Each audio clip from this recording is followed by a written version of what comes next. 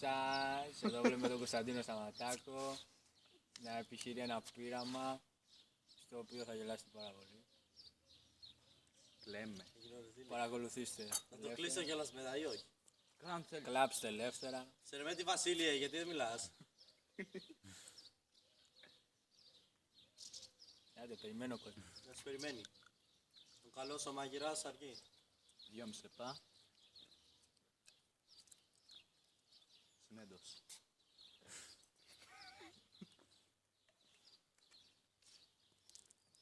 Ξέρω. Το ανοίγω στη μούρη μου τώρα ή όχι? Τι θέλετε? Τι θέλεις. Στη μούρη σου. Τι. Μισές δουλειές. Μουρί. Εσύ? Μούρι. Μουρί. Στη μασχάλη. Έλα στη μασχάλη, ρε. Μπράβο. Επιτυχία.